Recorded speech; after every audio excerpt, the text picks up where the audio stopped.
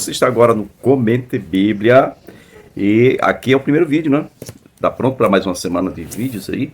Nós estamos postando vídeos na segunda, quarta e sexta-feira. E antes de iniciar, quero pedir a você para se inscrever se ainda não é inscrito e me dá uma força aí, me ajuda. Preciso chegar a 1000 inscritos.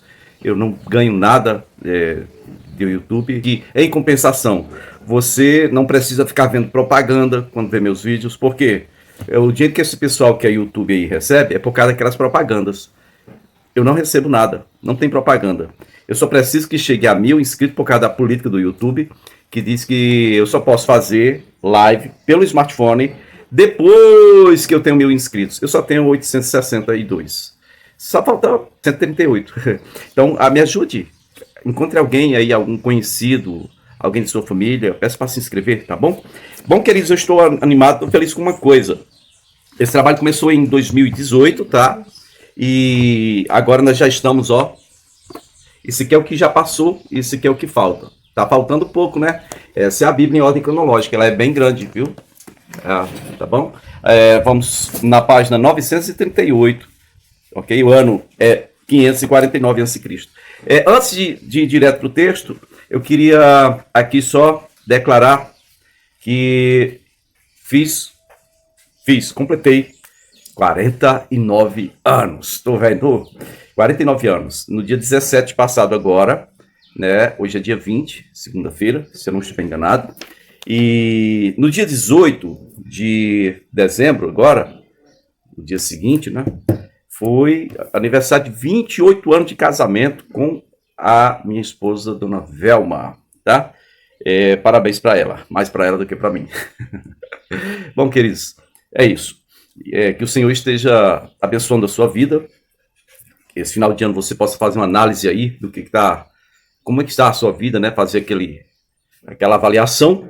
E que o ano que vem seja realmente cheio, repleto de presença de Deus e de muitas boas surpresas do Senhor para você, em nome de Jesus. Bom, então esse ano 549 a.C., quero começar aqui dizendo para você que na Bíblia em ordem cronológica, na página 938, vai dizer que o Ciro unificou os medos e persas. Pode conferir aí a página 938, tá aqui, Ciro unifica medos e persas, tá? Daniel com 79, Ezequiel com 73 anos. Aí tem a questão da visão do carneiro, né? Daniel teve carneiro e o bode, tá? Sobre a palavra Irã, é o nome Irão, português europeu, né? Ou Irã, que é o nosso português brasileiro. Significou no início dos iranianos, ou seja, pertencente aos iranianos, mas logo também adquiriu uma conotação geográfica no sentido de terra habitada por iranianos. Bom, em sentido geográfico, Irã se distingue-se dessa outra palavra aí que você está vendo, né? O nome próprio é Sânida para o seu império, que também incluía territórios que não foram originalmente habitados por iranianos. Foi em 1935, por decreto real, mudou-se o nome, né, de Pérsia para Irã. Irã é terra dos iranianos ou dos arianos, mas a palavra tem essa ideia de vigia ou vigilante. Tá certo? Irã, se foi escrito com Y, traz a ideia de Deus é gracioso. E então é isso. Na Índia tem uma deusa, né? Deusa mãe terra ou musa, que é conhecida como Irã. Aqui nós vemos algumas partes ou algumas coisas do Império Persa, né? No ano 549, Ciro unificou os medos e os persas. Nesse momento aqui, o Daniel está com 79 para 80 anos e o Daniel com 73 para 74 anos, certo? Bom, a base deles era aqui, Susiana, aí. Quer também salientar aqui que o Salatiel, ou Sealtiel, filho do Joaquim, que está na Babilônia, né? Ele está com 13 para 14 anos. Tá bom? A diferença dos medos para os persas é só isso. Os medos, você vê bem aqui, ó, Média, eles habitavam mais a norte, e a Pérsia mesmo era mais a sul aqui, essa parte aqui mais para cá, ok? Eles dominaram e aí agora está unificado os dois reinos. E aqui você vê aqui onde é que está Jerusalém. Jerusalém está aqui, ó. Aí está Jerusalém. Egito dominado. Aí você vê que essa mancha verde aí é o domínio dos persas, medo-persas. E você vai ver bem aqui expressões que você encontra, inclusive no Novo Testamento, né? Ó, Cilícia, Lídia, Mísia, Galácia, ponto da Ásia, Capadócia, Ibéria, tá vendo aí? Antropátene, ou Antiparte, aí está. Onde é que para? Para exatamente onde hoje é Istambul. Constantino colocou o trono dele bem aqui, Constantinopla. Esse que era a forma de passar da Turquia, que é essa região aqui que está cortada por essa marca verde, aqui é a Turquia, né? Certo? E aqui para cima é a Europa. Ok? É isto. Muito bem, então concluída essa parte aí da união dos dois impérios, né, o Medo e o Persa. Tem mais uma coisa, eu estou criando um grupo no Telegram. Eu quero colocar todos os amigos e todas as pessoas que se interessem por esse conhecimento bíblico, conhecimento de vida política, de economia, tipo assim, é para comentar tudo lá, tá? Você vai ter liberdade de poder anunciar seus produtos e serviços. O grupo lá cabe 200 mil pessoas. Eu estou começando agora, não tem quase ninguém. Então aproveita, vou deixar o link aí, você acessa, se inscreve, entra para o grupo lá para a gente comentar tudo, inclusive o meu trabalho aqui com a Bíblia, né, no YouTube, tá bom? Valeu, vamos então para o texto que está em Daniel capítulo 8, no versículo 1, vai dizer que no terceiro ano do reinado do rei Belsazar, eu, Daniel, tive outra visão, a segunda, né? E nessa segunda visão, eu me vi na cidade de Suzã, na província de Elão. Bom, na visão, eu estava junto do canal de Ulai. Olhei para cima e diante de mim, junto ao canal, estava um carneiro. Então, os 2 chifres eram compridos, mas um era mais comprido que o outro. Parece que o mais comprido cresceu depois do outro, tá bom? Ou seja, ele começou a crescer depois, mas tornou-se mais comprido do que o primeiro. Aí o que ele observou? Diz que esse carneiro ele avançava para o oeste, para o norte e para o sul. Nenhum animal conseguia resistir-lhe. Ninguém podia livrar-se do seu poder. Ele fazia o que bem desejava e foi ficando cada vez maior. Enquanto eu considerava isso, de repente, um bode com um chifre enorme, e esse chifre estava entre os olhos, tá?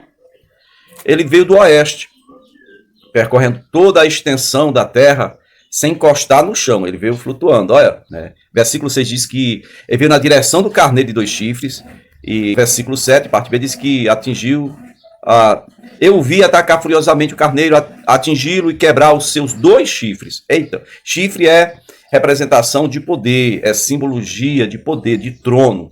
Aí, esses chifres, você está se ligando aí que o Ciro unificou a Média e a Pérsia?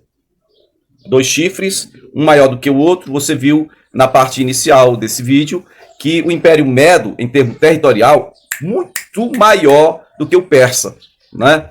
Então, um chifre era maior do que o outro, ok? E o chifre que começou, né, por último, se tornou maior do que o primeiro mesmo. Então, esse bode que veio lá do oeste, qual é? Representando quem? Lá do oeste. Istambul, aquela parte lá do oeste, bem do oeste, lá Europa, lá para cima.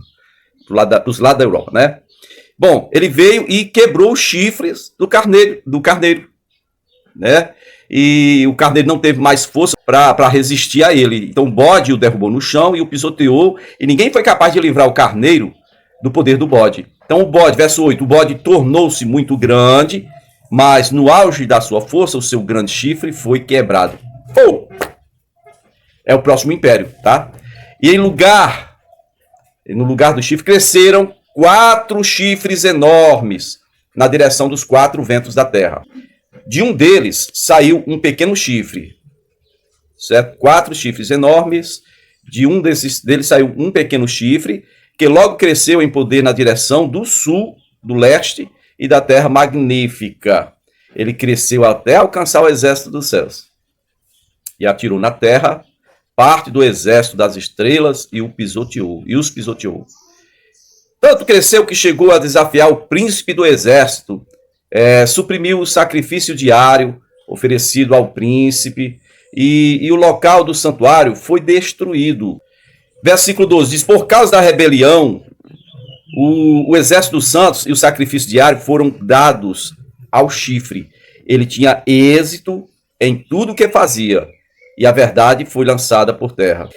Queridos, versículo 13 diz: então ouvi 2 anjos conversando, e um deles perguntou ao outro: quanto tempo durarão os acontecimentos anunciados por esta visão? Até quando será suprimido o sacrifício diário e a rebelião devastadora prevalecerá?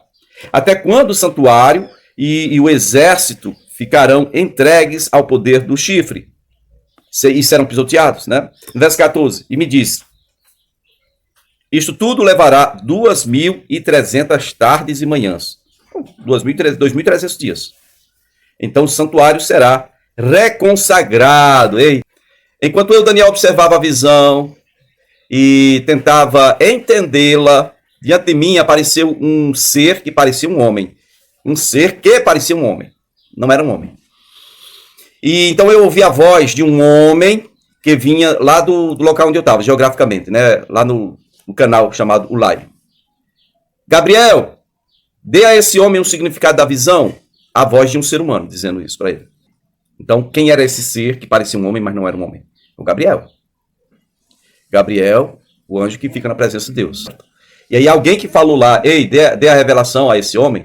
Essa voz de homem aí só pode ter sido a voz de um só. O nome dele é Jesus. Originalmente Josué. O Josué do céu, o de cima, né?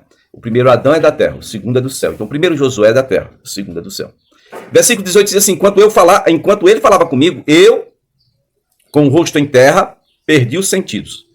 Aí ele me tocou, me pôs em pé e disse: ei, eu vou te contar o que acontecerá depois, né, no tempo da ira. É o tempo dos juízos e julgamentos de Deus, é o tempo da grande tribulação, é o tempo em que o Senhor irá trazer a lume, né, os pecados, e vai julgar toda a nação de Israel e todas as nações, tá bom? Isso vai acontecer depois que nós formos arrebatados, porque a igreja é purificada pelo sangue de Jesus. Eles aqui vão ser purificados pelo juízo de Deus, né? Tá bom? Pela grande tribulação. E então essa visão se refere ao tempo do fim. Bom, o carneiro de 2 chifres que você viu representa os reis da Média e da Pérsia, né? E o bode é, no caso, o rei da Grécia. E o grande chifre entre seus olhos é o primeiro rei. E os 4 chifres que tomaram lugar, né, do primeiro chifre, que foi quebrado, são outros 4 reis. Então, seus reinos seguirão da nação daquele rei, mas não terão o mesmo poder. No final do reinado deles, quando a rebelião dos ímpios tiver chegado ao máximo, surgirá um rei de duro semblante, mestre em astúcias. Ele se tornará muito forte, mas não pelo seu próprio poder. Provocará devastações terríveis e será bem sucedido em tudo quanto fizer. Destruirá os homens poderosos e o povo santo. Verso 25. Isso com o intuito de prosperar. Ele enganará a muitos e se considerará superior aos outros. Destruirá muitos que nele confiam e se insurgirá contra o príncipe dos príncipes. Apesar disso, ele será destruído, mas não pelo poder dos homens. Essa é a explicação que Gabriel está dando para o Daniel. Aí, versículo 26, a visão destas tardes e manhãs que você recebeu é verdadeira. Então você cele, porém a visão, pois refere-se a um tempo futuro, distante. Aí eu, Daniel, fiquei exausto e doente por vários dias. Depois levantei-me e voltei a cuidar dos negócios do rei. Fiquei assustado com a visão. Estava além da compreensão humana. Ok? É isso aí, meu povo.